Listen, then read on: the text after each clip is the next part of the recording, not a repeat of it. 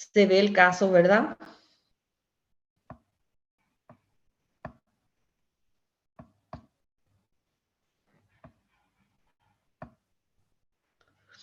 ¿Se ve el caso?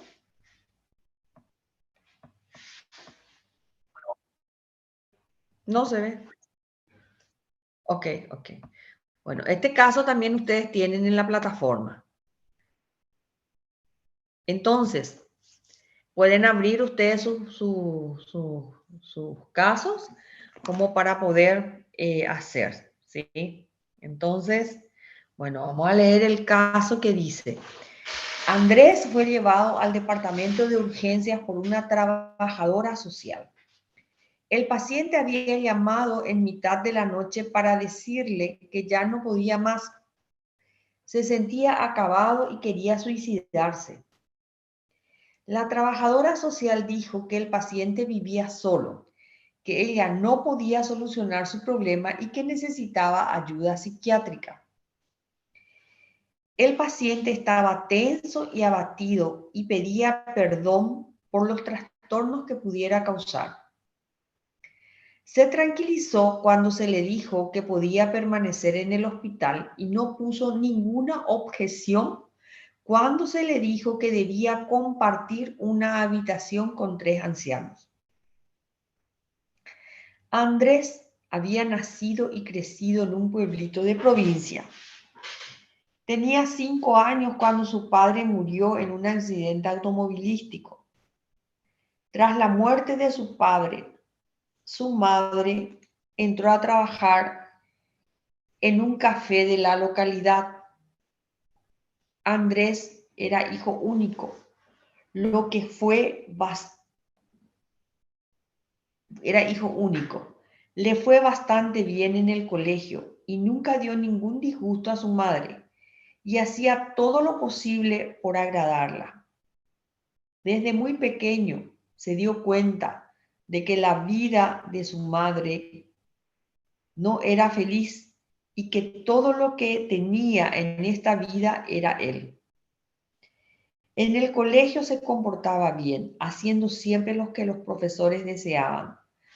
A los 16 años quería ser técnico informático, pero esto hubiera significado tener que dejar el pueblo y marcharse a más de 100 kilómetros, lo que a su madre no le gustó. Dejó el colegio y empezó a trabajar en un supermercado. Intentó ser el mejor en el trabajo. Siempre estaba dispuesto a ayudar a sus compañeros y nunca se quejó cuando tenía que hacer algo fuera de su horario de trabajo. Se le consideró un trabajador muy formal y estuvo propuesto varias veces para un ascenso, pero en todas las ocasiones alguien fue promocionado en su lugar. Desde los 12 a los 18 años podía haber estado saliendo con sus amigos, pero consideraba que su responsabilidad era pasar su tiempo libre en casa con su madre. La madre estaba tan orgullosa de él que le decía a sus vecinos que su hijo era un chico encantador. Cuando tenía 20 años, tuvo su primera discusión con su madre. Ella desaprobaba su insistencia que él saliera con una chica que no le gustaba. Cuando su madre, perdón, me perdí. Cuando su madre le dijo que debía dejar su casa si continuaba viendo esa chica, tuvo un ataque de pánico. Le pidió a su novia que fuera paciente y finalmente ésta le dejó por otro. Su madre aprobó a la segunda chica que él llevó a su casa. Incluso le animó para que se casara pronto con ella, aunque personalmente no estaba muy entusiasmada con la idea. Cuando la mujer lo dejó 2 años más tarde, quedó roto e inmediatamente volvió a casa de su madre. Ella murió poco después de un ataque al corazón.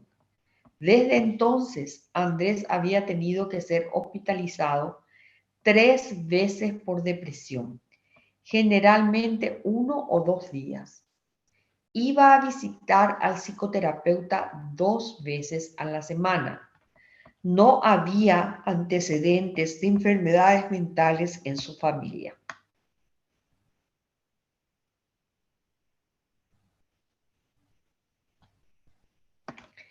Bueno, entonces, ¿cómo harían la evaluación del caso?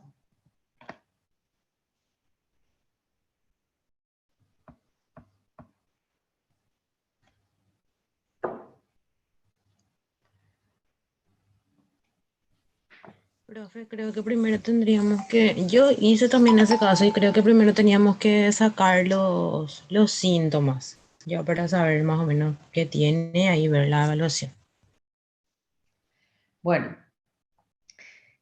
en el examen sale así. Ustedes tienen un caso después, dice, esto es lo que se le va a pedir. Dice, lee atentamente el caso y realiza el siguiente ejercicio. Podría llevarse a cabo la evaluación? En esa parte ustedes tienen que hablar del motivo de consulta, de la entrevista, qué tipo de entrevista van a utilizar y si van a utilizar algún otro instrumento de evaluación. A eso se refiere este punto. Entonces, siempre se tiene que Profe, hacer lista. Sí, permiso. También tiene que ser en todo caso rapport, conexión y confianza o historial clínico también podemos agregar a eso en la sí, evaluación. sí, todo lo que ustedes eh, consideren que puede formar parte de la evaluación y hablar la evaluación, ¿verdad? Tienen que poner en el examen. ¿Sí? La entrevista, qué tipo de entrevista, cómo van a manejar la entrevista, todo lo que la compañera está diciendo, ¿verdad? Bueno, entonces ese punto tiene que ver con el apartado anterior, con el capítulo anterior que vimos de evaluación y donde hablamos también de entrevistas de evaluación. Entonces, después viene la hipótesis diagnóstica. Pueden hacer primero el diagnóstico diferencial. Lo mismo, tiene que ser 3 diagnósticos diferenciales. Cada diagnóstico diferencial vale 2 puntos. Y la hipótesis diagnóstica vale 4 o 5 puntos. Y dice, acá pide plan de tratamiento, pero no dimos todavía. Entonces, seguramente les va a salir tratamiento recomendado para el caso. Entonces, volvemos al caso de Andrés. Entonces, hablarían de la parte de evaluación y después vamos a la parte de diagnóstico. Bueno, según ustedes están viendo acá, ¿cuál puede ser el diagnóstico de Andrés? Podría ser trastorno de la personalidad dependiente, profe. Trastorno de personalidad dependiente. Ya, ¿por qué justificarías o dirías que es un trastorno de personalidad dependiente? Y porque tiene una dependencia excesiva, tiene miedo al abandono, a la separación, tiene un comportamiento muy sumiso. Ya, bueno, está bien. ¿Algo más que te parece?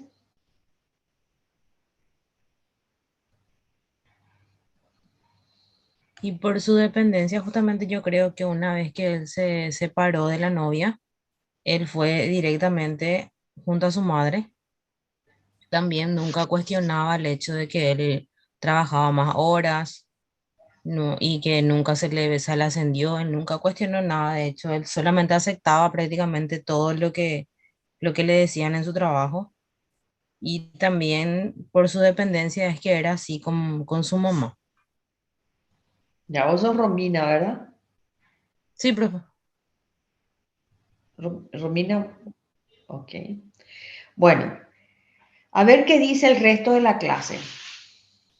Este es el diagnóstico que Romina piensa tiene Andrés y está justificando. Ustedes, el resto de la clase, ¿qué dice?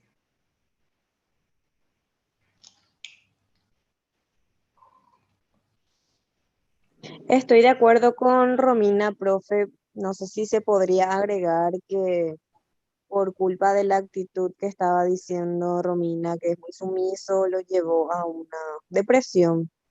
Eh, Nunca le afrontó a su mamá. Una vez intentó afrontarle y le dio un ataque de pánico, también había mencionado el texto. Entonces, eh, tiene mucha evitación en la confrontación.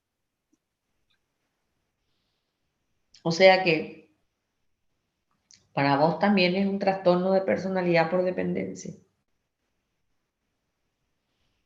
Sí, profe. Bueno, ¿y el resto?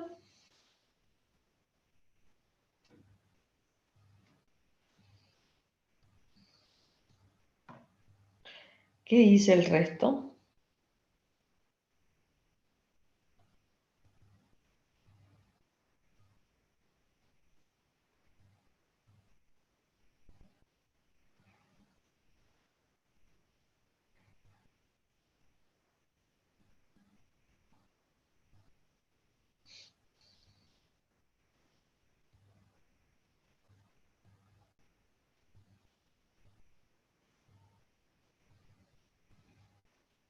Hola, ¿me escuchan?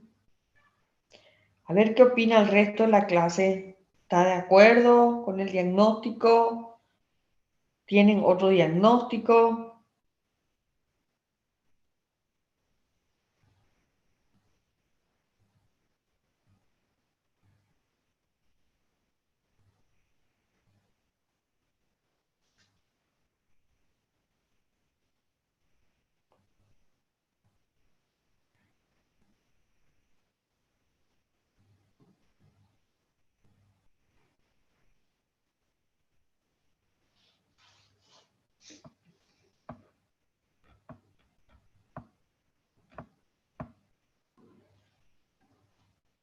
¿Están de acuerdo?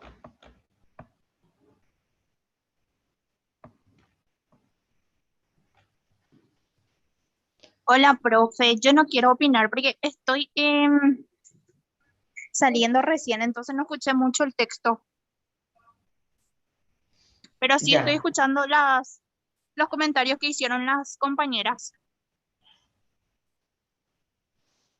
ok. Bueno. Bueno, en este caso de Andrés, entonces, sí, así como dijo Romina, es un trastorno de personalidad por dependencia. Pero Andrés tiene otro trastorno. Entonces, ¿qué otro trastorno tiene aparte del trastorno de personalidad por dependencia?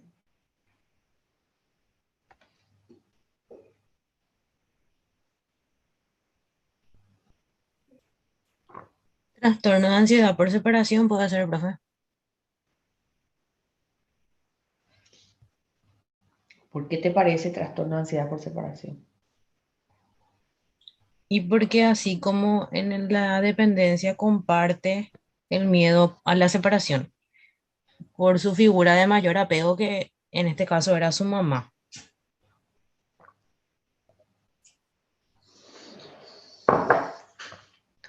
A ver qué opina el resto. Yo considero, profe, que tiene también trastorno de depresión mayor, porque en las últimas estrofas que leíste decía, se sentía acabado y quería suicidarse. ¿Sí?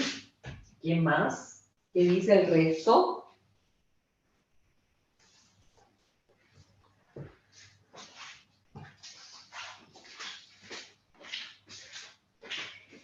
Bueno, el diagnóstico es correcto.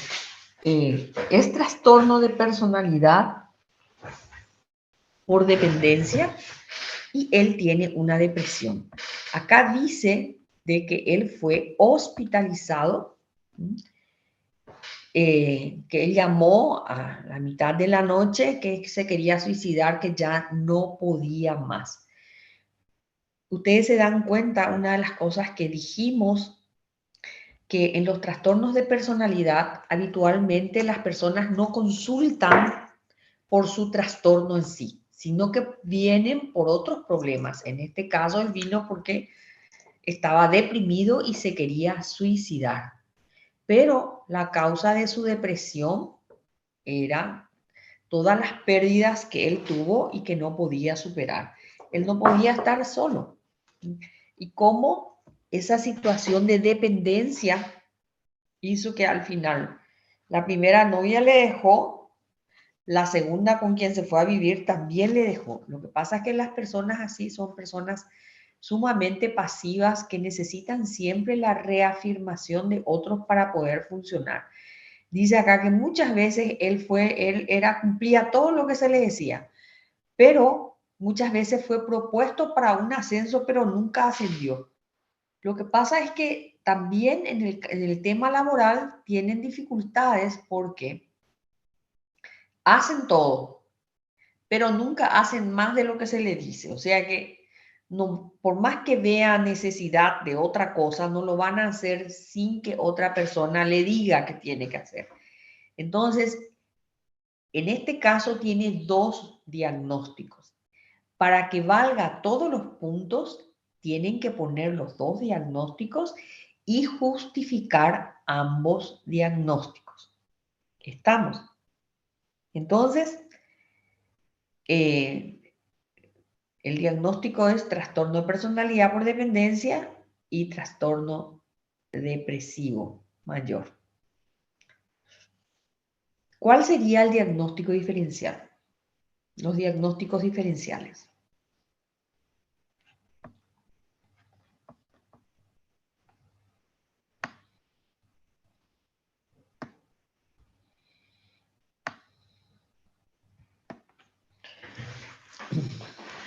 Yo puse, profe, no sé si está bien, pero yo hice otros trastornos mentales y afecciones médicas porque comparte dichos criterios por el hecho de que está hospitalizado por depresión, pero no hay enfermedades mentales en la familia porque él no mencionó eso en ningún momento durante la entrevista. Pero está mal planteado. Porque él sí tiene una enfermedad mental. O La sea que trabajadora social dijo que necesitaba ayuda psiquiátrica. no, y tiene un trastorno mental, tiene depresión y tiene un trastorno de personalidad. O sea que sí se puede descartar que sea un trastorno de personalidad debido a una causa médica, porque no hay acá una causa médica que indique Sí, eso era que lo que quería expresar. tenga un trastorno mental. Por ejemplo, ¿cuál sería una causa médica? Habitualmente los traumatismos de cráneo, por ejemplo, suelen generar cambios en la personalidad. Ustedes conocen el caso de Phineas Gage, ¿verdad?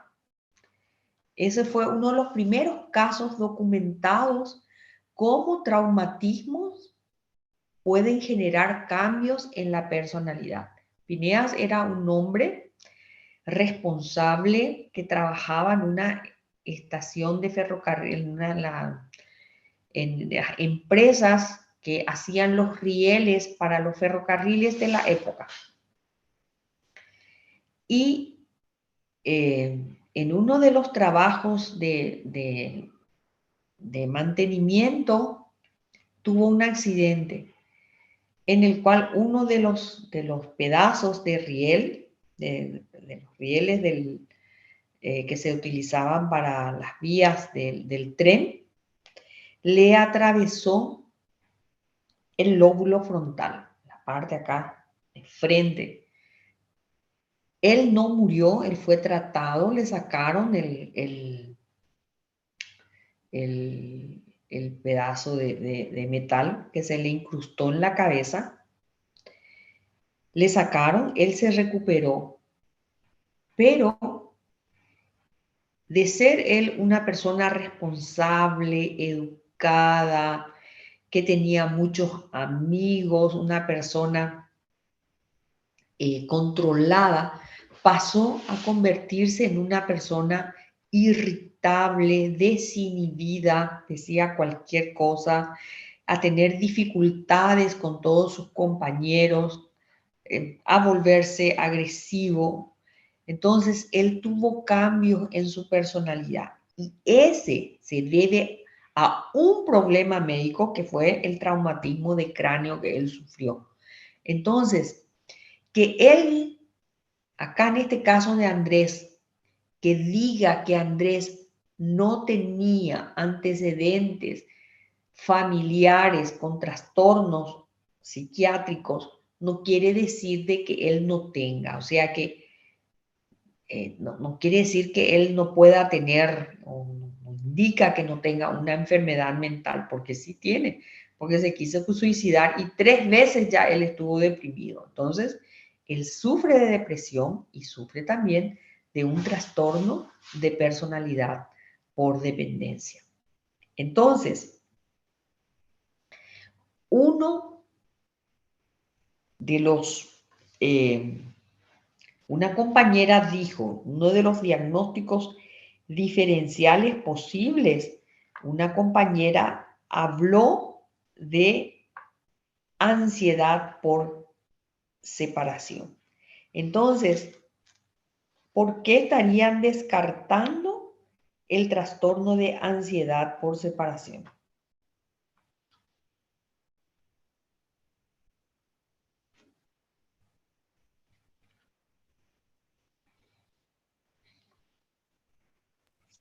No entendí, profe. El diagnóstico diferencial es, uno de ellos es ansiedad por separación, entonces.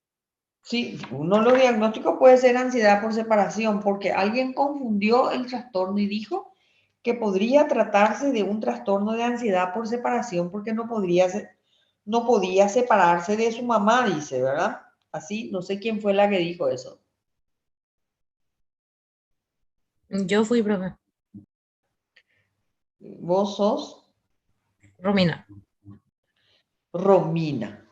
Bueno, Romina, entonces, eh,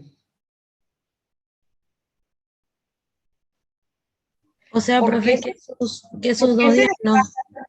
¿por qué descartaríamos este trastorno? Porque no reúne los criterios para este trastorno. ¿Por qué? Y en ese caso, profe, su diagnóstico va a ser trastorno de personalidad dependiente y trastorno depresivo mayor y después entonces va a ir en diagnóstico diferencial lo que es ansiedad por separación. Miren, nosotros dijimos que para hacer un diagnóstico, ¿verdad? Nosotros dijimos que para hacer, no miren el caso, miren nomás lo que dice. Nosotros dijimos que para hacer un caso, nosotros teníamos que ver, por ejemplo, si una persona está deprimida, ¿en qué trastornos aparece la depresión?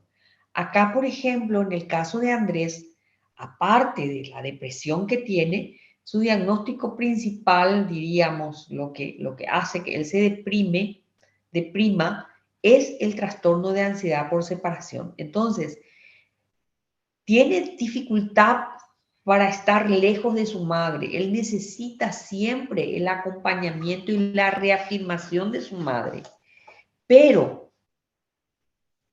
también eso, el estar cerca de su mamá, aparece también en el trastorno de ansiedad por separación. Pero en el trastorno de ansiedad por separación, habitualmente, o sea que el por qué no puede separarse del otro, de la persona significativa, es porque tiene una preocupación excesiva, un apego excesivo, una preocupación de que pueda sucederle algo malo a la persona a la persona significativa que habitualmente son los padres. Entonces, es un apego excesivo. Y ahí la persona no puede separarse del otro porque tiene miedo a que le ocurra algo malo. Entonces, no puede estar lejos de las personas significativas. Acá no es que él no pueda estar lejos. Él lo que no puede es, no tiene autonomía, no tiene Andrés, no puede desempeñarse solo. Entonces, tienen que decir qué cosas comparte, así como estoy diciendo, y por qué están descartando. Ese es el diagnóstico diferencial. Otro diagnóstico diferencial.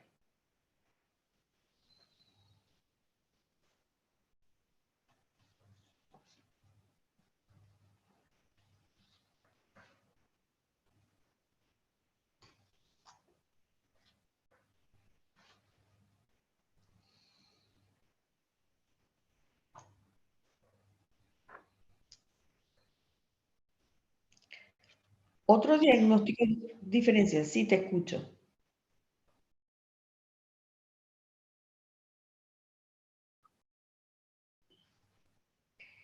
Ya, entonces estás haciendo el diagnóstico diferencial ¿con qué? ¿Estás haciendo del trastorno de personalidad o estás haciendo de la depresión? Bueno, entonces sí, entonces vos tenés que poner, con respecto a la depresión, se descarta el trastorno bipolar, sea 1 o 2, porque no tiene episodios maníacos o hipomaníacos. Sí tiene episodios depresivos, pero no tiene episodios maníacos ni hipomaníacos. Entonces, por eso se descarta el trastorno bipolar. ¿Está bien? Profe, entonces eso sería otro segundo diagnóstico diferencial. Sí, pero tienen que siempre dejar claro, si es que tienen más de 2 diagnósticos, tienen que dejar claro con respecto a cuál de ellos se están refiriendo, ¿sí? En este caso tiene 2 diagnósticos la persona. Entonces tienen que, en este caso con la depresión, entonces, bueno, se hace, es depresión mayor y se descarta el trastorno bipolar porque no tiene episodios maníacos o hipomaníacos. ¿Qué otros, qué otro diagnóstico diferencial? Nos quedamos sin tiempo, volvemos a entrar, ¿sí? ¿Qué otro diagnóstico diferencial? Profe, ¿puede ser trastorno límite de la personalidad? Trastorno límite de la personalidad. Bueno, ¿qué Porque comparte? ¿Qué porque en comparte? cuanto a lo que es personalidad dependiente, comparte el hecho de que no pueden estar solos. Pero la duda que yo tengo, profe, es que en la personalidad límite no hay sumisión. Y por eso es la diferencia. Que acá lo que comparte es que no pueden estar solos, son personas dependientes. No, el trastorno límite también hay esa dependencia, no pueden estar solos. Pero justamente eso, el trastorno límite, la persona no es sumisa. Y en el trastorno de personalidad por dependencia, la persona es sumisa. Además, en el trastorno límite, también la persona tiene ese sentimiento de vacío. Comparten también ambos el temor al abandono. Eso también comparte, porque en el trastorno límite la persona tiene miedo al abandono real o imaginario. Y acá también la persona tiene miedo al abandono, a ser abandonado, ¿verdad? Pero la sumisión es la parte que hace la diferencia, la inestabilidad también que tiene la persona con trastorno límite. Está bien. Hay que...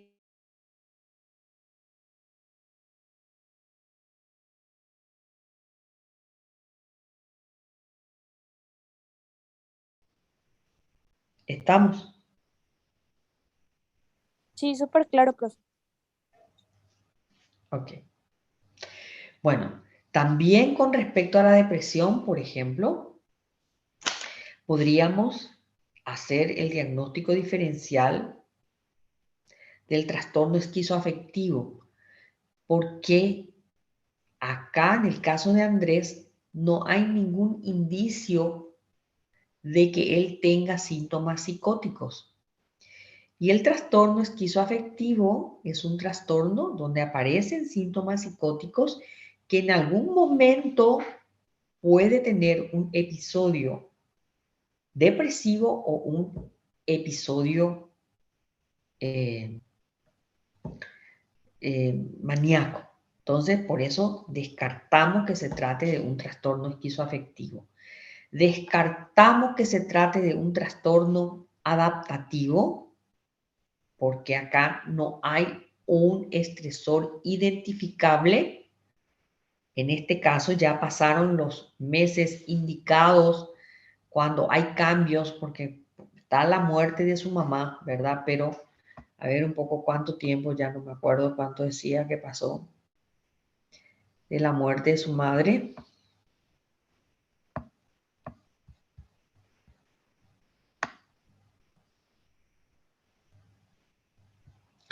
Ay, perdón, ese ya es el otro. Poco después nomás dice profe. Sí, o sea que no indica cuánto tiempo pasó de la depresión, pero acá ya dice de que él estaba deprimido y que ya fue hospitalizado 3 veces por depresión. Entonces, bueno, descartaríamos el trastorno adaptativo porque ya pasó el tiempo donde aparece el estresor. Se descarta el duelo también porque ya no sabemos acá tras la muerte de su madre, dice que él empezó a sentirse mal. Bueno, entonces se pueden hacer diagnóstico diferencial con respecto al trastorno de personalidad por dependencia de otros trastornos de personalidad. Por ejemplo, el trastorno de personalidad el trastorno de personalidad por evitación, por ejemplo, también hay mucha ansiedad. La persona tampoco es una persona muy sociable, ¿eh? Pero en ese caso es por temor al rechazo, porque las personas con trastorno de personalidad por dependencia tampoco son personas muy sociables, no tienen un círculo social amplio, tienen pocos amigos, son personas muy inseguras.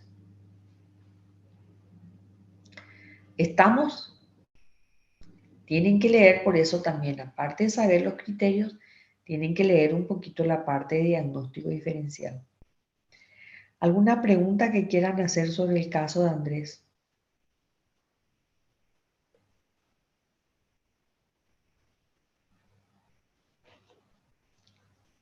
Plan de tratamiento también hay que hacer, profe. El plan, Para... el plan de tratamiento no, porque no dimos. Entonces, Ah, bueno. ¿cuál sería el tratamiento recomendado para Andrés? Tratamiento recomendado. ¿Les parece que él necesita tratamiento farmacológico? Yo creo que sí. Bueno, entonces, el tratamiento recomendado sería psicoterapia.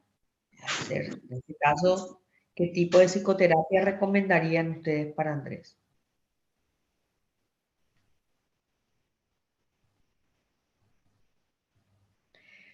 ¿Qué saben ustedes sobre la efectividad de la psicoterapia, de los diferentes modelos para trabajar, por ejemplo, trastornos de personalidad? Porque eso es lo que tenemos que modificar. Por eso yo les decía que siempre hay que ver si la persona puede o no tener un trastorno de personalidad. Fíjense cómo él se deprimió en varias ocasiones, pero se deprime a consecuencia de esa dificultad que tiene él para estar solo. Entonces, con la pérdida de su madre, él se perdió a su compañera también, a su novia, él se queda solo. Entonces, esa es una de las razones por las cuales habitualmente las personas con trastorno de personalidad por dependencia se deprimen. Bueno, entonces, ¿qué tipo de psicoterapia recomendarían para él? Cognitiva conductual no puede ser, profe. Cognitiva conductual puede ser. ¿Qué más? ¿Qué otro tipo de psicoterapia ustedes saben que es efectiva para los trastornos de personalidad?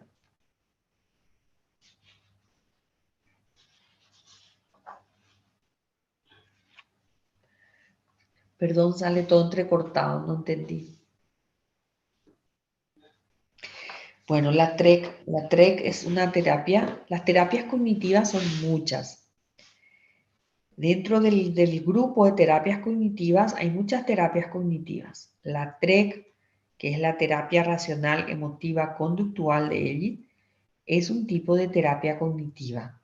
Está bien, puede ser también la terapia cognitiva de Beck, la terapia dialéctica conductual, que también es una terapia especialmente esa funciona para los trastornos límites, y también dentro de las terapias cognitivas hay un modelo de la psicoterapia basada en esquemas de Jung, que es un modelo eh, que aparece con la finalidad de trabajar también trastornos de personalidad. Y su inicio fue para ayudar a pacientes con trastorno límite de la personalidad. Pero básicamente los trastornos de personalidad son trastornos difíciles de cambiar. No tienen mal pronóstico y son trastornos ya a más largo plazo. A pesar de que las orientaciones indican que las terapias cognitivas son eficaces,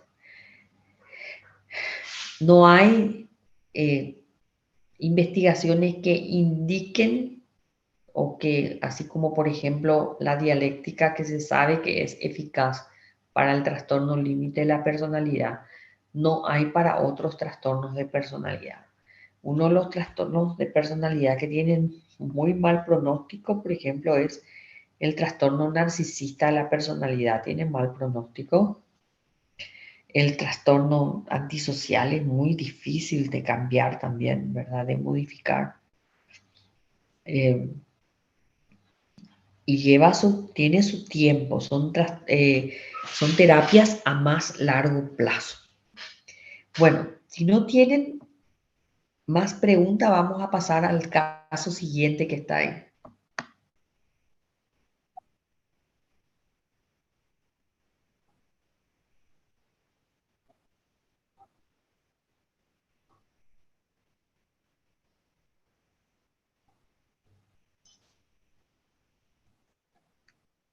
Los criterios tienen que poner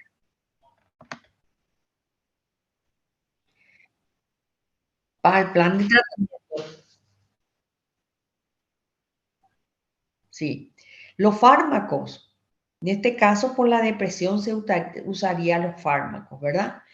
En muchos trastornos de personalidad se utilizan fármacos, pero no existe un fármaco para tratar los trastornos de personalidad.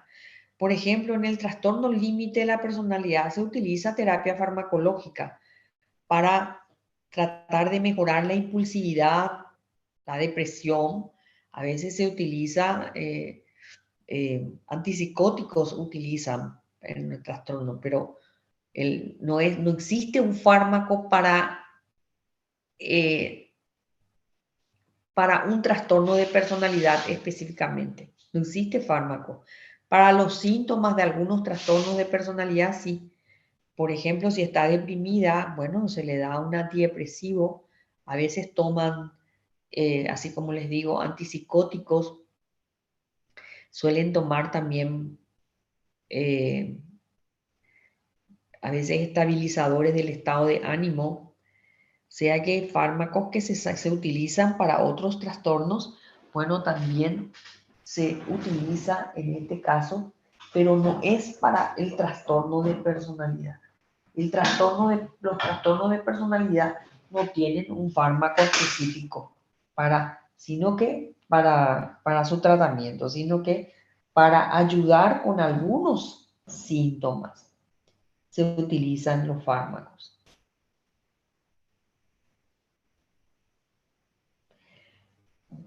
¿Estamos? ¿Otra pregunta? Entonces, sí, el tratamiento farmacológico en este caso, para la depresión de Andrés.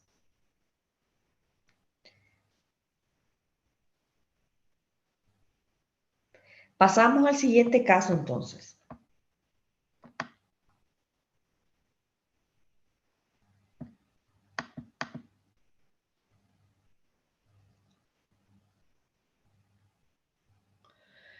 No, este caso no, porque es un adolescente. Vamos a pasar este caso y vamos a abrir los otros casos que están ahí. Voy a cerrar este y vamos a abrir los otros casos que tenemos.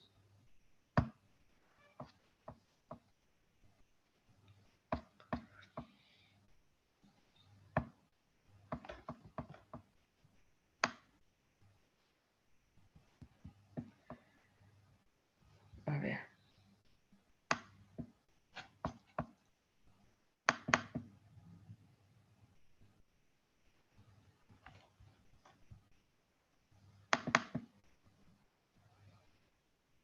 Bueno, acá tenemos otro caso. Dice, me siguen todos, ¿verdad? Encontraron el caso, dice estudio de casos y ahí pueden buscar. Marcos, un profesor universitario, ha enseñado química durante más de 20 años. Aunque nunca ha sido un hombre demasiado amistoso, en los últimos años se ha ido separando cada vez más de sus colegas. Los estudiantes suelen quejarse de su comportamiento grosero durante las horas de clase. Es conocido por hacer pausas durante las clases, mirar a los alumnos y decir, sé qué es lo que están haciendo. Después de que desatendiera en repetidas ocasiones las sugerencias del jefe de departamento para acudir a tratamiento, se le ha dado una recomendación firme por escrito. Se han concertado y cancelado varias citas antes de que Marco se convenciera finalmente de que si no acudía a la terapia sería excluido del programa académico. Marco se refiere a sí mismo como un mocoso militar. Cuando cumplió 18 años, su familia había efectuado 11 traslados. Sus padres ya habían fallecido y mantiene poco contacto con su hermano mayor. Describe su infancia como una extensión de la vida militar. Se esperaba que tanto él como su hermano siguieran las reglas domésticas sin discusión o emoción alguna. Dado que era un niño débil y delgado, Marcos era un objetivo fácil para los matones de cada nueva escuela. Aprendió a evitar los ataques guardando las distancias, destacando en sus calificaciones y manteniéndose en guardia. A principios de la sesión, Marcos mantiene que no le pasa nada. Él dice, el sistema permite la mediocridad, pero no permitiré que eso suceda en mi clase. Los estudiantes piensan que pueden dedicarse a deambular por mis clases sin trabajar. Hacia el final de la primera semana ya saben que están equivocados. En ese momento hace una pausa y parece reírse para sus adentros.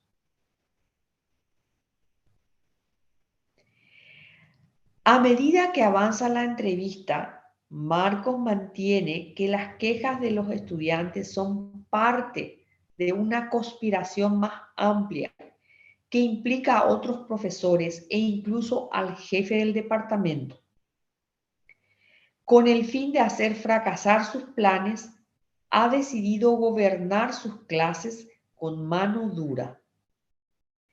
Pone trampa a los tramposos y sostiene que ha atrapado a varios de ellos y que han tenido que afrontar cargos de deshonestidad académica. No necesito al resto de los profesores, declara con firmeza. Están celosos de mi inteligencia. Me quieren fuera del departamento porque les hago parecer mediocres. Tuvieron su oportunidad y ahora estamos ante un callejón sin salida. Nunca cederé ni volveré a confiar en ellos. Reconoce que es posible que se equivoque, pero es sumamente improbable. La junta de profesores se asegura de que cada semestre tenga a los peores estudiantes, sigue diciendo. De esta manera, cuando se quejan de sus notas bajas, parece que soy un pésimo profesor. Marco sostiene sus creencias con firmeza. Refiere que siempre ha hecho las cosas a su manera y que en el pasado siempre había tenido razón. Desde hace algún tiempo sabe que tendría que pelear para mantener su cargo en la universidad. En la previsión de una batalla legal, ha ido guardando cuidadosamente los registros de todas sus actividades como educador, para disfrutar ante la perspectiva de, de una batalla. Mi expediente es impecable, lo dice con orgullo. He seguido las reglas al pie de la letra y estoy en mejor posición que los que no lo han hecho. Concluye diciendo que cumplirá la orden de seguir la terapia porque sabe que se le remitió debido a que el departamento busca una excusa para despedirle.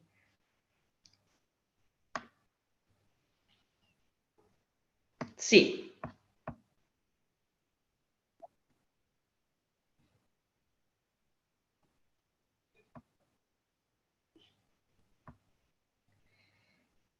Un trastorno esquizotípico. Ya. Delirio, persecución, puede ser. Delirio de persecución. Bueno, entonces tenemos acá. El trastorno esquizotípico, decime un poco otra vez tu diagnóstico. Trastorno esquizotípico y después, ¿qué más dijiste?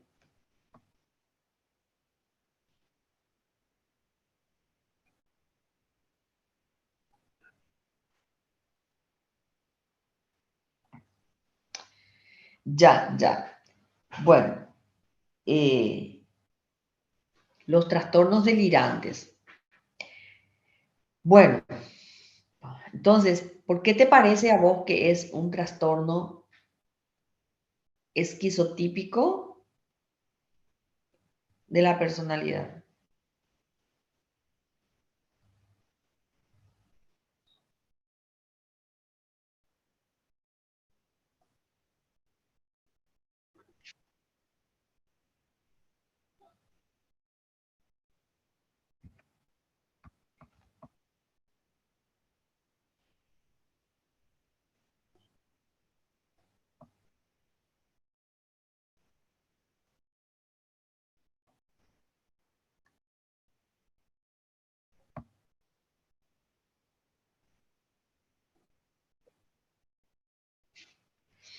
Ok,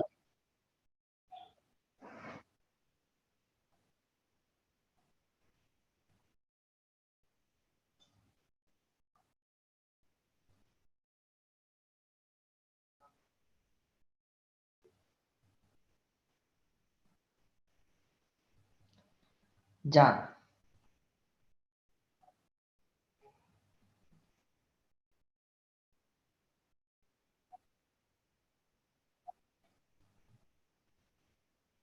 Ya.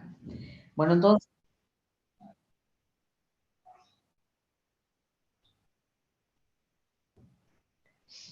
ok, perfecto, bueno. Entonces, para vos es un trastorno delirante de tipo persecutorio. Ok, bueno, está. Bueno, acá hay otra compañera que dijo algo parecido. ¿Quién fue?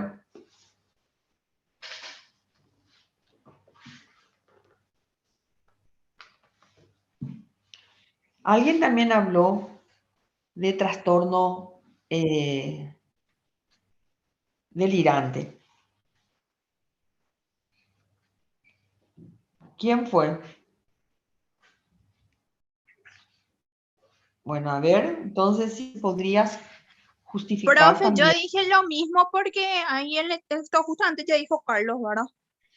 Que hablaba de la persecución y de la percepción que él tenía de la gente, que eso más o menos yo escuché en la lectura que estuviste haciendo. Ok, bueno, está bien. Entonces vos también compartís el diagnóstico de tu compañero, de Carlos. De la percepción que él tenía de la persecución que había hacia su persona, o cómo él tenía esa imagen. Ok,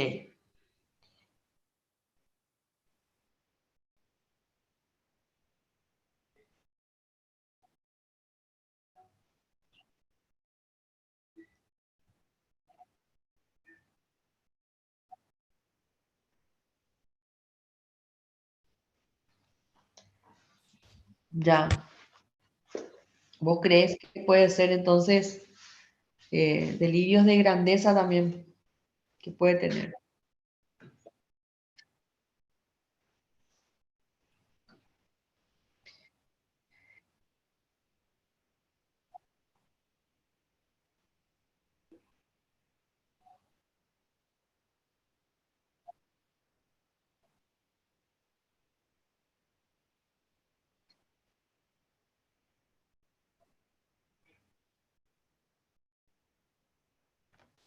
Ya, bueno. Entonces, vos también, entonces te parece que es un trastorno psicótico, porque los trastornos delirantes son trastornos psicóticos. Entonces, es un trastorno psicótico de tipo delirante, paranoide y de grandeza. Eso estás diciendo, ¿verdad?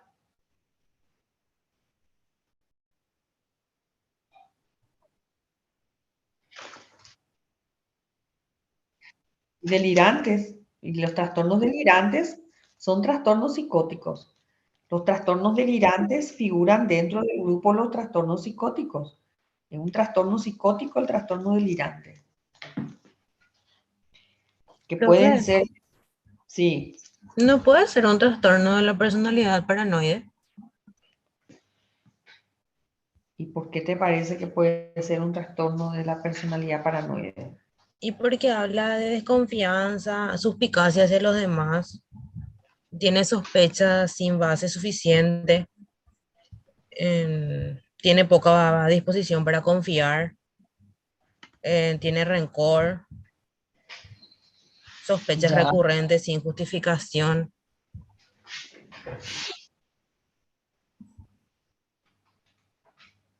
ya. Entonces, para vos no es un trastorno de tipo delirante, entonces. Para vos es un trastorno de personalidad paranoide. Creo que sí, profe. Bueno, ¿qué dicen? Fíjense, ¿qué estamos haciendo? Estamos poniendo los posibles diagnósticos. Si estuviéramos en la clase, estaríamos anotando en el pizarrón los posibles diagnósticos. Trastorno de tipo delirante, ¿verdad? De persecución y de grandiosidad, así como dijo el compañero. Trastorno,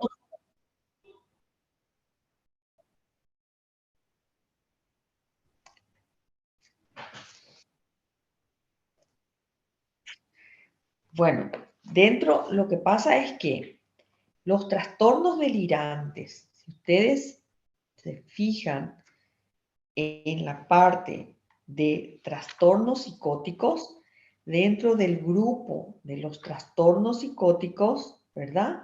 Nosotros tenemos varios trastornos. Uno de los primeros trastornos es el trastorno esquizotípico de la personalidad, que dijimos que este trastorno figura en este apartado y figura también dentro del apartado de los trastornos de personalidad. Después tenemos la esquizofrenia, que figura también dentro de los trastornos psicóticos, el trastorno esquizoafectivo, el trastorno esquizofreniforme, todo eso son trastornos psicóticos. Y después tenemos también el trastorno psicótico inducido por sustancia, ¿verdad? El que se debe a una afección médica, y también los trastornos de tipo delirante, ¿verdad? Se consideran también trastornos psicóticos. Los trastornos de tipo delirante, que pueden ser, en este caso, vos me estás diciendo que es un trastorno mixto, porque hay tanto delirios de persecución como delirios de grandeza. Por eso me estás diciendo que es de tipo mixto. Bueno, a ver, ¿qué dice el resto de la clase?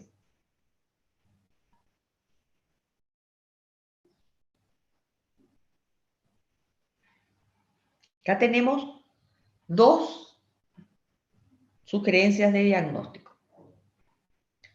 Uno es trastorno paranoide de la personalidad y el otro es trastorno psicótico de tipo delirante, de persecución y de grandiosidad. O sea que mixto está diciendo el compañero, porque tiene ambos.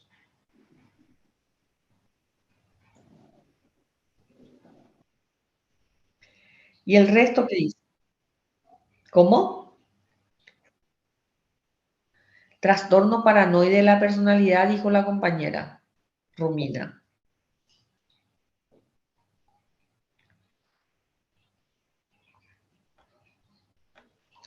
Y Carlos y la otra compañera, Steffi creo que era, bueno, dijo que también es un trastorno de tipo delirante.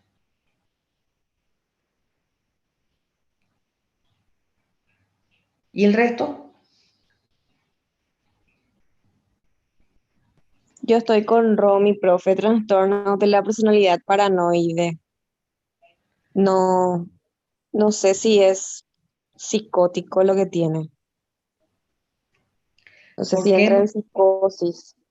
¿Por qué? ¿Por qué estás descartando que sea un trastorno psicótico?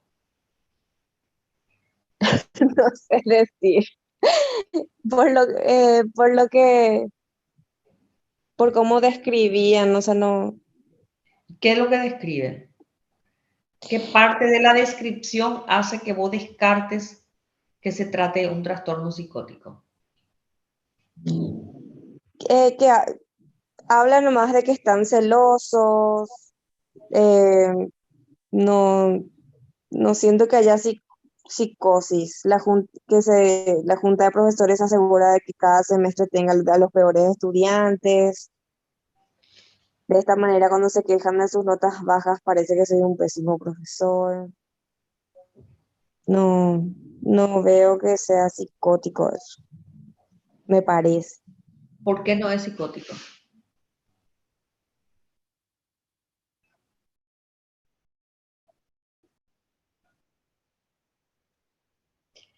Claro, dentro del apartado de los trastornos psicóticos, el trastorno delirante es un trastorno psicótico. El trastorno delirante, si ustedes miran su DSM y miran el apartado de trastornos psicóticos, ¿verdad? Dentro de ese apartado de trastornos psicóticos, ahí van a encontrar, dice, espectro de la esquizofrenia y otros trastornos psicóticos. Y entonces ahí habla del trastorno esquizotípico de la personalidad. Y ahí no describe el trastorno esquizotípico de la personalidad, porque describe en el apartado de trastorno de personalidad. Pero ese es un trastorno ya.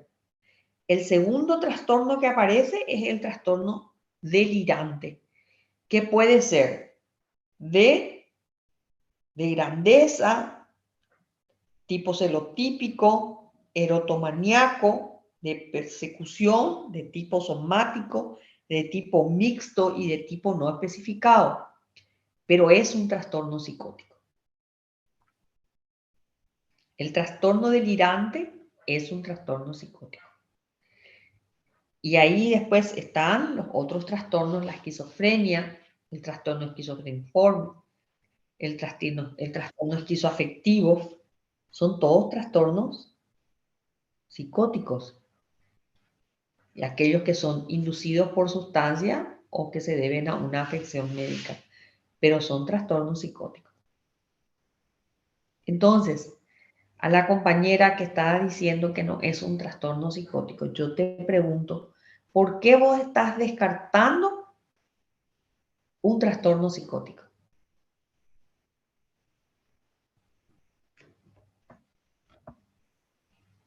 No sé decirte, profe, voy a leer mejor para responderte. Estaba hablando más de percepción que siendo objetiva. Bueno, ¿alguien más hace otra sugerencia de algún diagnóstico? ¿Quiere comentar el caso? Para mí también es un trastorno de personalidad paranoide, profe, porque cumple con los criterios, más de 5 criterios en realidad de este trastorno. Es por eso que yo considero que sí es paranoide. Ok. Bueno, en este caso es un trastorno de personalidad paranoide. Acá dice de que él, en alguna parte decía, de que puede ser que esté equivocado, aunque le parecía poco probable. Miren, acá, si fuera en el trastorno, por ejemplo, psicótico de tipo de persecución, ¿verdad? Siempre está el delirio y gira también en torno a que están conspirando en su contra, que acá está pensando que todos están conspirando en su contra y que esto de ir al psicólogo dice que es con la finalidad de sacarle del plan del equipo de la universidad. Entonces, están conspirando en su contra, piensa que le engaña, que le espían, eso, ¿verdad? O le siguen, o le envenenan, o le difaman, pero es una idea delirante. Cuando la idea es delirante, la persona no se plantea que puede estar equivocado. Acá dice, en alguna parte dice, por eso siempre hay que leer bien el caso. Dice, por acá dice, a ver, más adelante parece. No. Mi expediente es impecable. A ver. Piensa que todo le hacen con la finalidad de perjudicarle, ¿verdad? Él piensa que se trata de una conspiración, pero en alguna parte dice que él pues, se plantea de que puede estar equivocado, pero lo cree poco probable. No encuentro. que no, no. Él piensa y reconoce, acá está, reconoce que es posible que se equivoque, pero es sumamente improbable. No es que él no puede reconocer de que está equivocado, ¿verdad? Y por eso es que más se ajusta a un trastorno de personalidad, porque los delirios, las creencias son fijas, incambiables.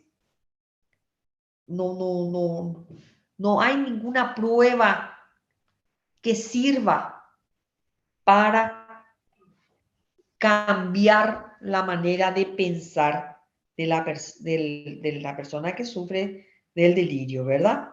Y entonces es así que no es posible cambiar. La persona no puede plantearse la posibilidad de que las cosas sean de otra manera. Esa es una idea delirante. Y eso que dice acá, de que él se plantea de que puede ser que esté equivocado, descarta que se trate de una idea delirante.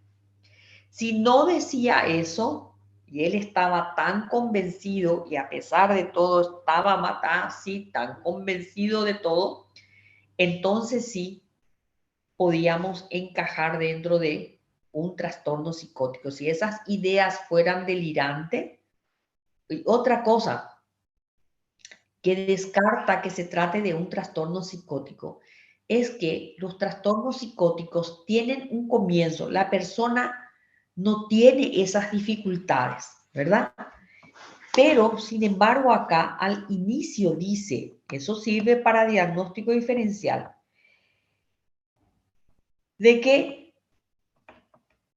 él nunca luego fue una persona amigable, pero que últimamente más todavía tenía dificultades, ¿sí? Entonces, él siempre tuvo esas características, no es algo que aparece en un momento dado nada más, porque él dice de que siempre elige luego para pasarle los peores estudiantes, no es que en una ocasión él tuvo una situación como esta, sino que como son reiteradas veces que está teniendo esto, y si tiene estudiantes puede estar 1 año o 6 meses como mínimo trabajando con unos estudiantes, quiere decir que se trata de algo crónico, algo repetitivo. Y ahí ya es un planteamiento de un trastorno de personalidad también, aparte de que las ideas no son delirantes. Él puede tener un trastorno de personalidad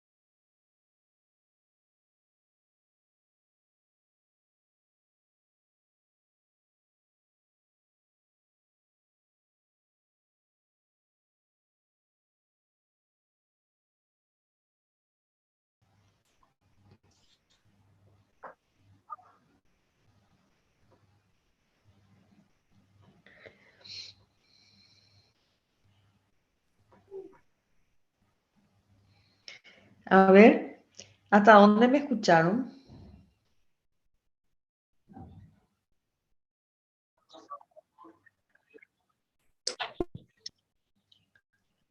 Es un trastorno de personalidad.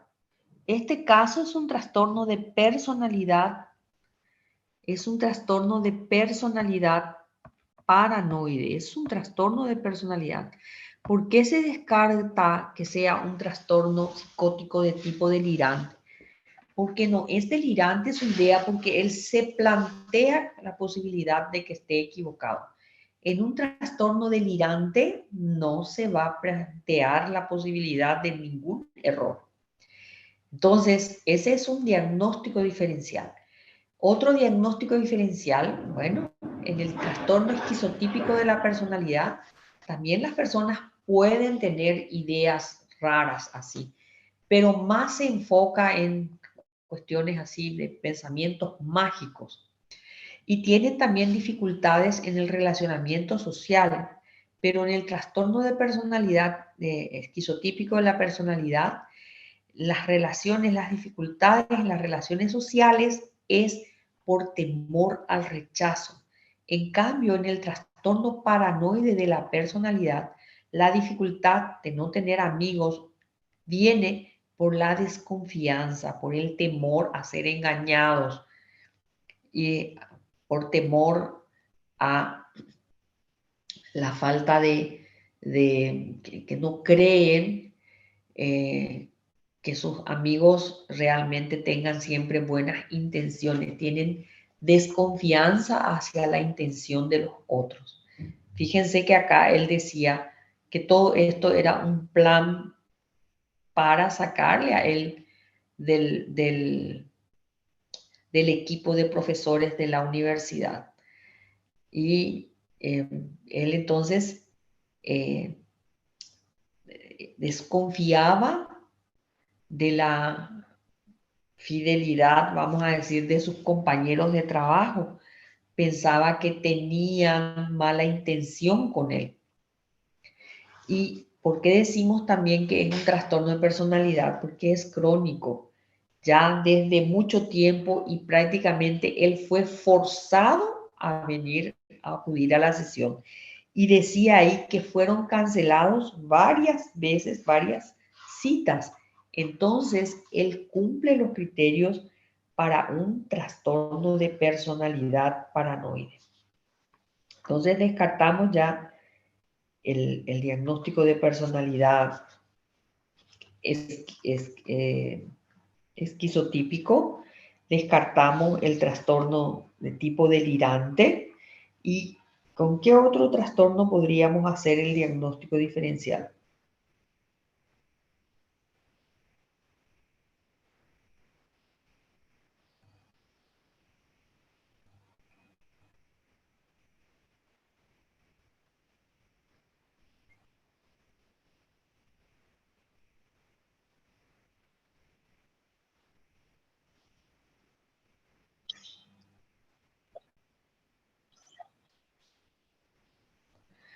Ya, ¿qué comparte con el trastorno obsesivo compulsivo y por qué estás descartando entonces?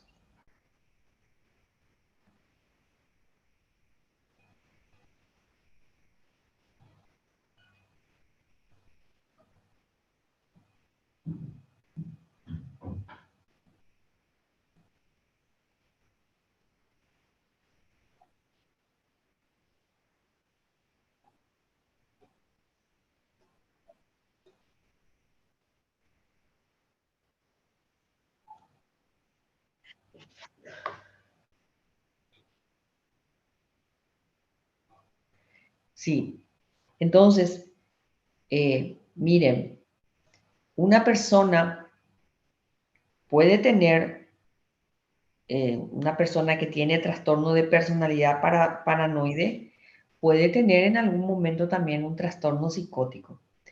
Si eso ocurre con el tema del trastorno obsesivo compulsivo, acá es porque él está obsesionado, entiendo yo que vos estás diciendo que está obsesionado por la persecución que tienen sus compañeros hacia él. Desde ese punto de vista es que vos estás diciendo, ¿verdad? Ahora, ¿vos te referís a TOC o a un trastorno obsesivo compulsivo de la personalidad?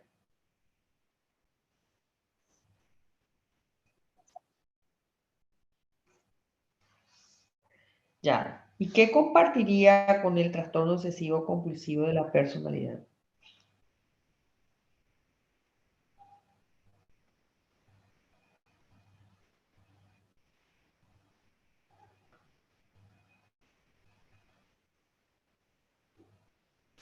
Ya.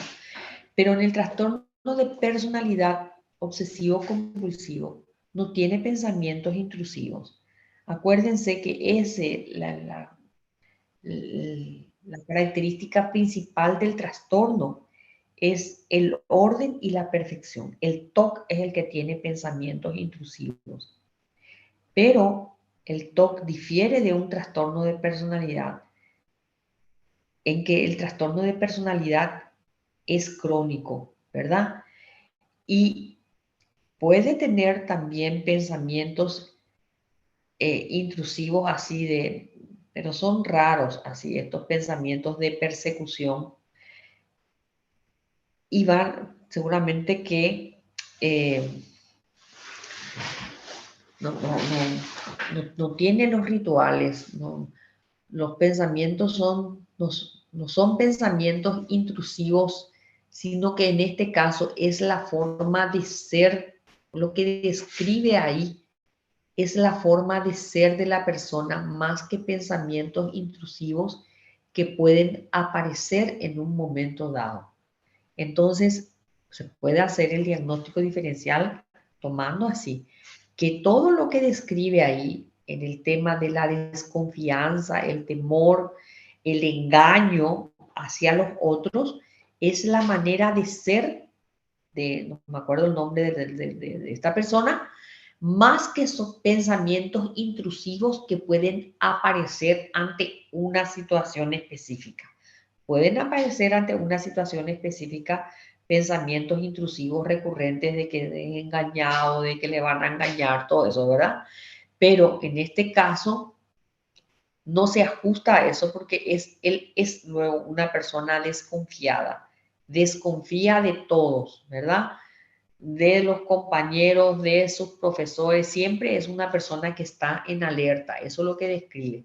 Entonces se ajusta más al trastorno de personalidad y se descartaría entonces de que se trate de pensamientos intrusivos que pueden aparecer en un momento dado ante una situación o una crisis específica o una situación específica en que hay algo, un malentendido o alguna cosa de esa, ¿verdad? Se descarta. Bueno, entonces, en el trastorno paranoide de la personalidad hay que descartar otros trastornos de personalidad. Por ejemplo, acá estas personas siempre tienen dificultades en las relaciones interpersonales. Habitualmente son personas solitarias, pero son personas solitarias porque desconfían de los otros. Hay otros trastornos de personalidad donde también son solitarios. El trastorno esquizotípico, pero es por temor al rechazo y tiene pensamientos mágicos.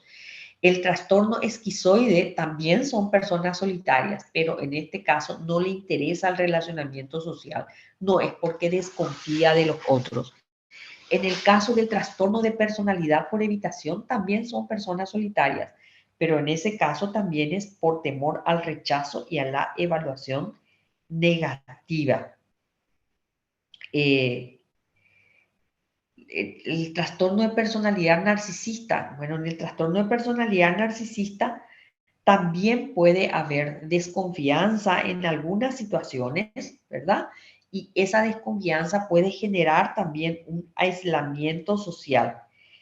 Pero tiene que ver en estos casos con la finalidad de ocultar que no son perfectos. Acuérdense que las personas que tienen trastorno de personalidad narcisista creen siempre que son perfectos, que son únicos y que necesitan la admiración de otros y que consideran que se merecen un trato especial. Acá no habla de eso, sino que habla más bien de la desconfianza y la persecución que él piensa tienen los otros hacia él. Pero no es una idea delirante. Si se tratase de que la persona puede tener también una esquizofrenia, ¿verdad? Puede tener también trastornos de tipo psicótico, de tipo delirante. Si tuviera la persona una esquizofrenia, entonces tenemos que hacer también el diagnóstico de la esquizofrenia, pero siempre también, porque a veces ya se tapa el trastorno de personalidad, pero si existe indicios o información que indicarían un trastorno de personalidad y se identifica cuál trastorno de personalidad es, entonces también se tiene que hacer el diagnóstico de trastorno de personalidad. Estos trastornos del grupo A, paranoide, esquizoide y esquizotípico, son los trastornos que tienen más vulnerabilidad a que pueda haber o aparecer un trastorno psicótico. De hecho, luego el trastorno esquizotípico ya se considera un trastorno psicótico también. Pero estos trastornos son aquellos que más pueden evolucionar hacia un trastorno psicótico que los otros trastornos de personalidad. ¿Alguna pregunta? Profe, una consultita. Para hacer el diagnóstico diferencial, ¿cómo sería? Porque acá, por ejemplo, en trastorno de la personalidad paranoide, en el apartado que dice diagnóstico diferencial, habla de trastornos mentales con síntomas psicóticos, cambio de la personalidad por afección médica, consumo de sustancias. Siempre tenemos que tipo hacer el diagnóstico y ver de ahí su diferencial, profe, o cómo es. Porque ahora quedó, hasta donde yo entendí, dice que la hipótesis diagnóstica va a ser trastorno paranoide y sus diferenciales serían trastorno delirante, esquizotípico de la personalidad y trastorno de la personalidad obsesivo compulsiva. Sí, puede ser trastorno narcisista de la personalidad, puede ser trastorno esquizoide de la personalidad. Todos pueden ser diagnósticos diferenciales. Es cuestión que vos expliques nomás qué cosa comparte y por qué estás descartando.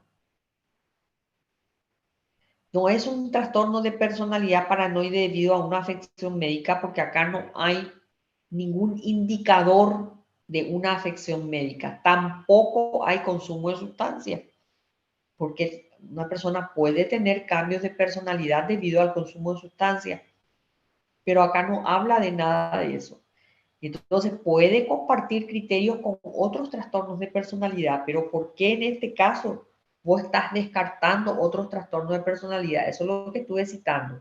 Por ejemplo, ¿qué comparte con otros trastornos? Con muchos trastornos de personalidad comparte las dificultades en las relaciones interpersonales, pero en el paranoide no tiene amigos porque la persona es desconfiada, no confía en nadie, entonces no tiene amigos.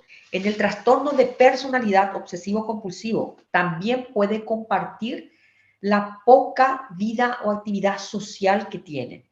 Pero en el caso del trastorno obsesivo-compulsivo de la personalidad, se debe a que la persona está siempre ocupada, no tiene tiempo para la actividad social. Y en este caso, la persona es desconfiada y no quiere participar en actividades sociales.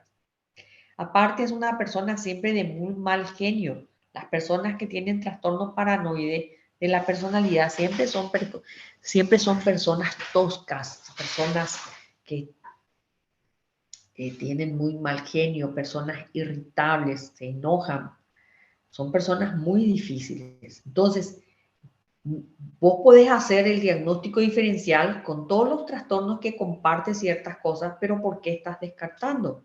Por ejemplo, casi como dije, en el trastorno narcisista también puede haber aislamiento social, ¿sí? Pero en el trastorno narcisista, ese aislamiento social va a tener que ver más cuando la persona tiene alguna dificultad y tiene ese temor a ser descubierto de que es inseguro y no es imperfecto, por ejemplo. En el esquizoide no le interesa el relacionamiento social. En el esquizotípico tiene creencias mágicas y el aislamiento social tiene que ver con temor al rechazo. Es importante que lean también la parte de diagnóstico diferencial. Siempre el diagnóstico diferencial, en realidad nosotros cuando vimos cómo hacer un diagnóstico, ustedes se dan cuenta que no es fácil hacer un diagnóstico, que siempre hay esa confusión para hacer el diagnóstico. Yo pienso que puede ser esto y pienso que puede ser lo otro también, pero es ahí donde tengo que analizar mejor, según los criterios diagnósticos, en cuál de ellos encaja mejor este. Y este caso encaja mejor en un trastorno paranoide porque primero es crónico, él es así, no es algo que aparece en un momento dado, él es así. Creo que yo les comenté un caso de un trastorno de tipo, de tipo paranoide, un trastorno psicótico de tipo paranoide, un trastorno delirante. Ella era una abogada, yo les comenté el caso, una abogada que en un momento dado ella empezó a desconfiar y a pensar de que le iban a robar sus expedientes y sus ideas. Entonces ella tenía sus expedientes y no quería dejar sus expedientes, que eso tiene siempre todo un proceso. Entonces ella empezó a tener muchas dificultades y a tener mucha desconfianza. Y cada vez empezó a hacer cosas más llamativas. Entonces, ella llegaba a su casa y se encerraba, cerraba todas las puertas, ventanas, para que nadie sepa lo que ella estaba haciendo, porque ella estaba segura de que a ella le querían perjudicar y querían hacer algo malo con ella, para perjudicarle. Entonces, por ejemplo, pasaba la patrullera por frente a su casa y ella pensaba que la patrullera le estaba controlando a ella con la finalidad de descubrir algo malo que ella estaba haciendo y de perjudicarle. Pero siempre ella tenía miedo a ser perjudicada, por eso tampoco quería dejar sus expedientes, porque decían que le podían cambiar o que le podían robar, ¿verdad? Y que ella iba a perder el caso. Ella siempre pensaba en que otros iban a perjudicarla a ella. Pero ¿qué fue? ¿Por qué en este caso no era un trastorno paranoide de la personalidad? Ella nunca fue así. Ella siempre fue una persona que funcionó con toda normalidad. Nunca tuvo dificultades con sus compañeros de trabajo, nunca tuvo dificultades familiares, nunca tuvo nada que llamase la atención. Hasta que aparece esto, ¿verdad? De que ella empieza a cambiar, a tener miedo, a estar siempre atenta a que no le perjudiquen, a que no le roben, a que no le roben sus ideas, que no le cambien su expediente, que la policía le controla porque otros, para encontrar en ella algo que la pueda incriminar en algo. ¿Qué hacía? Le encerraba a todos sus hijos, no podían ni abrir la ventana. Entonces, en ese caso, ella se sentía perseguida, pero ella nunca fue así. Y no había manera de hacerle comprender que eso no podía ser cierto. Entonces, su idea era de tipo delirante, de persecución. Y otra cosa es el tiempo, cuánto tiempo estuvo ella. Entonces, con esas ideas. Por más que dure un cierto tiempo, los trastornos de personalidad son crónicos. Las características del trastorno habitualmente ya se notan en la infancia, la adolescencia.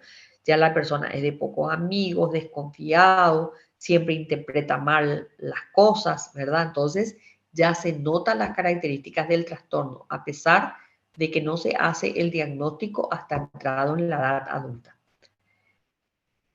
¿Entienden la diferencia?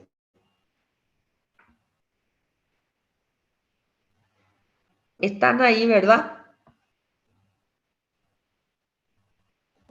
Sí, profe, excelente, ya me Sí, quedó claro. profe. Bueno, a veces con los casos así queda un poco más claro la diferencia. No se olviden que los trastornos de personalidad son crónicos. No es que hace 6 meses que la persona es así. No, siempre es así. Siempre es así. Es la forma de ser el que es desconfiado, el que tiene. Y también hay que hacer, a veces una persona puede ser desconfiada, recelosa de otros, ¿verdad? Pero no todas las personas reúnen los criterios o ese rasgo de personalidad, ¿verdad? No reúne todo, no tiene la suficiente fuerza, vamos a decir, como para hacer un trastorno de personalidad. Pero entonces, si es un rasgo disfuncional, que a pesar de no reunir los criterios para considerar un trastorno de personalidad, pero es un rasgo disfuncional, el diagnóstico entonces es rasgo de personalidad paranoide, que no es nuestro caso. En nuestro caso es trastorno de personalidad paranoide. Eso también tienen que leer un poquito. Bueno, ¿alguna pregunta?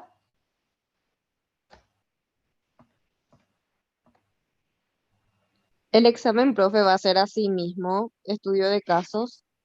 Así mismo va a ser. Y el estudio de caso vale muchísimos puntos. La mitad del examen vale el estudio caso. O sea que si ustedes se equivocan el diagnóstico, van a hacer todo mal el diagnóstico diferencial. Tienen que poder manejar bien los criterios diagnósticos. Profe, Ok, Por nosotros vamos a eso, rendir sin el DCM.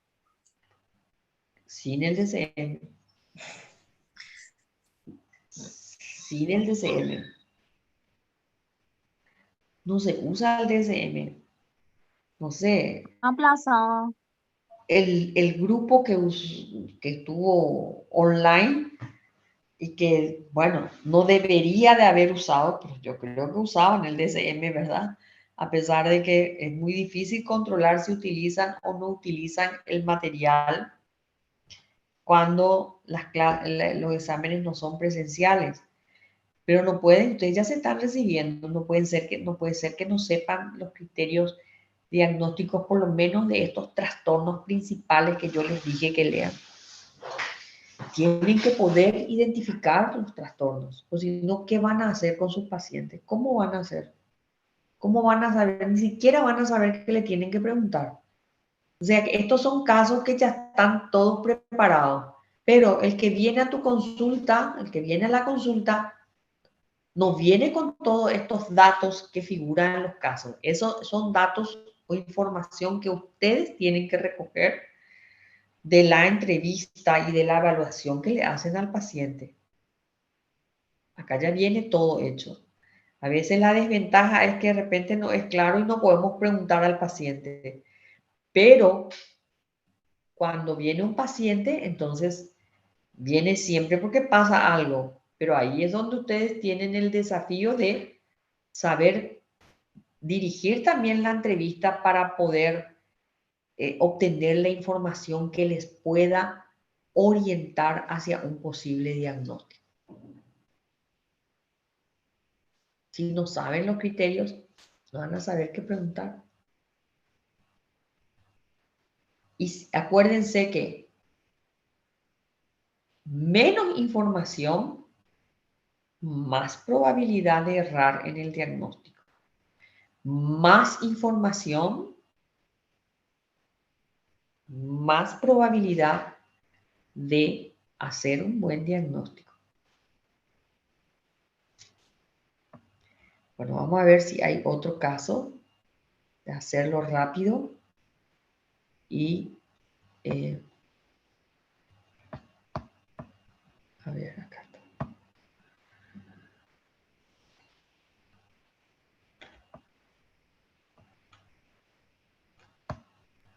Profe, y el examen básicamente se va a tratar de hacer un caso, o sea, de resolver el estudio de caso y hacer la evaluación, la hipótesis. Sí, tiene una parte, tiene una parte teórica también. Tiene una parte teórica también.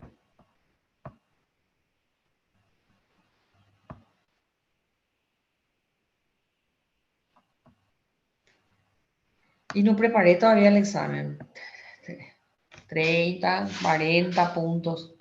El examen final siempre es 50 puntos, porque entonces cuanto más largo el examen, más probabilidad de pasar tienen, porque no puede ser que no sepan nada. Cuanto más corto, más complicado es, porque se equivocan y se equivocan. Y entonces, el,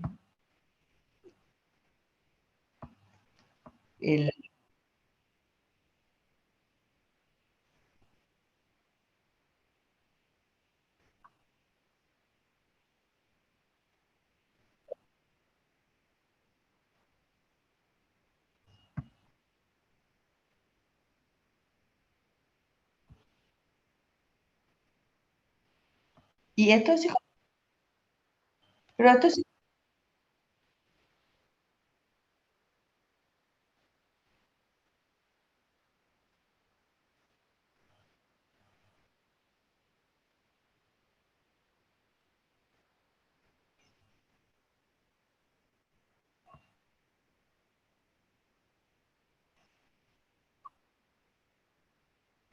sí, y esto también que estamos haciendo es como un pantallazo general. En realidad, claro,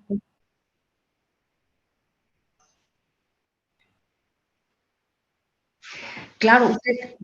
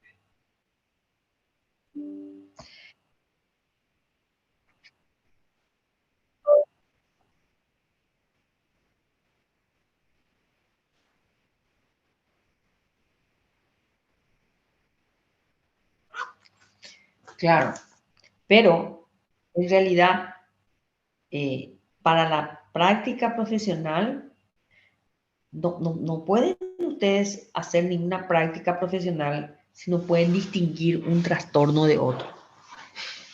Realmente es tan importante que ustedes, la parte de psicopatología es muy importante. Nosotros acá estamos en la parte de evaluación, que son cosas que ustedes ya dieron, y la parte de diagnóstico, y ahí entra la parte de psicopatología, que ustedes también ya dieron. Yo sé que con la profe Gladys, porque yo solía hablar con la profe Gladys y pedirle también a ella los puntos que para mí eran importantes y que sería la base también para que yo pueda avanzar con mi materia, porque tenemos que entrar en la parte de intervención, pero acá es tan importante que ustedes puedan eh,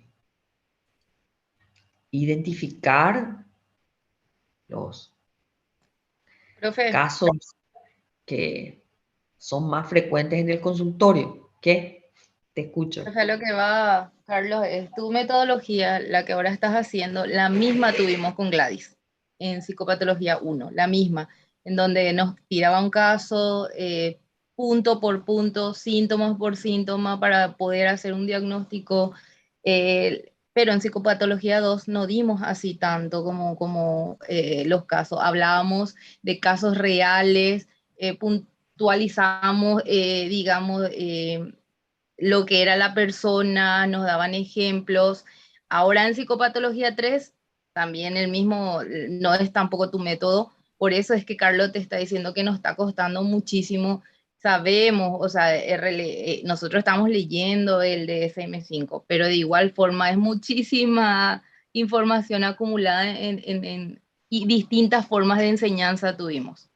Por eso Sí, nosotros quisimos que tu materia fuese presencial, porque sentíamos que absorbíamos más estando en clase.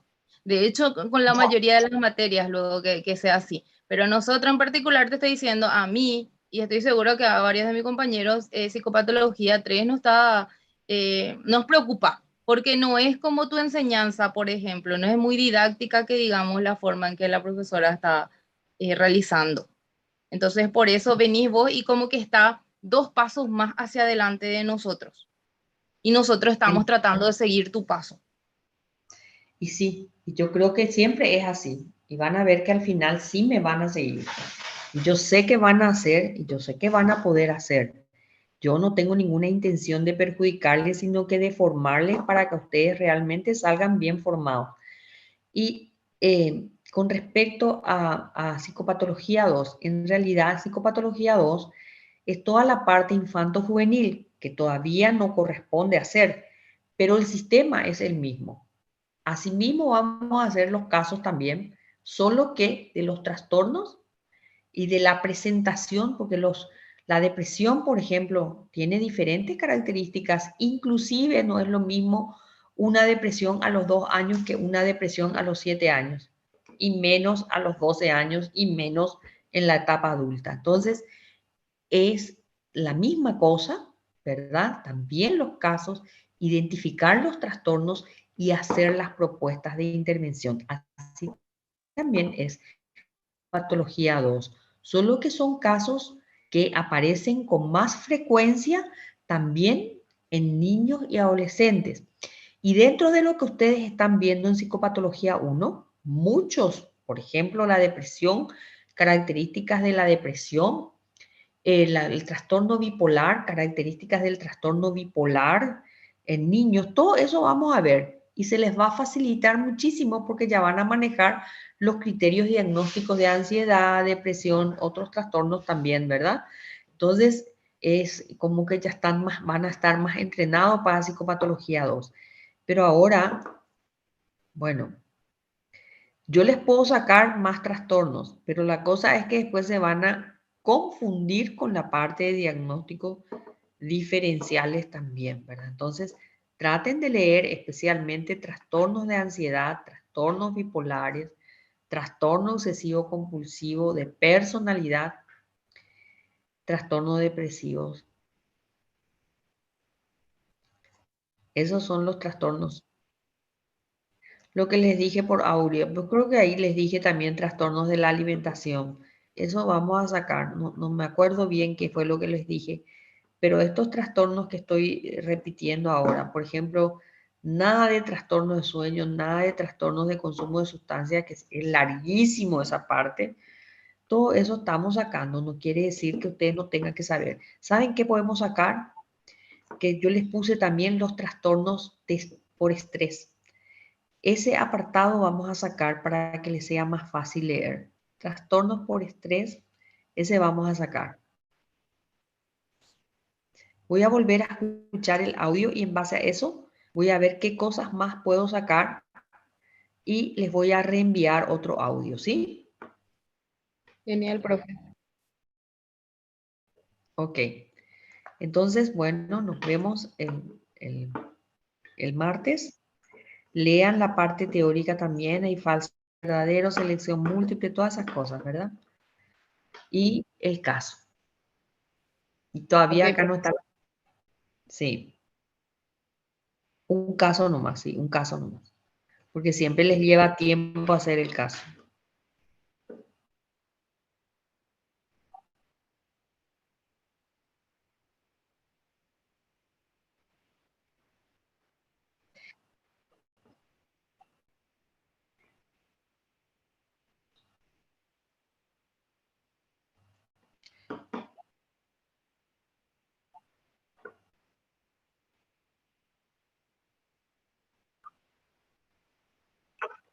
La verdad que hay una gran confusión. Yo creo que el martes podríamos ver eso. Yo le pregunté hoy a Carlos y me dijo que no había aula disponible. Y él me había dicho que son ustedes quienes tienen que presentar la nota y la solicitud de que las clases sean presenciales. Y que me dijo también Carlos que tiene que venir el pedido de la decana también, ¿verdad? O sea que yo no entiendo más al final qué. Pero el martes vamos a preguntar. De todas formas, yo ya le pedí a él y él me dijo que él estaba viendo, pero que tenía su proceso. Entonces, a mí me parece más que ustedes deberían ya de dejar constancia y presentar ustedes la nota que yo voy a responder diciendo que sí, ¿verdad? Presentar nomás la nota por escrito. Porque si no vamos a terminar el semestre y no van a hacer las clases presenciales. Profe, ¿y podemos hacer la nota y ese martes podría firmar? Claro que sí. Ustedes hagan la nota como ustedes, preséntenme a mí, en todo caso, o no sé, o a Carlos, y yo ahí ya voy a autorizar, le voy a autorizar a él que dé curso a la nota, dando mi consentimiento.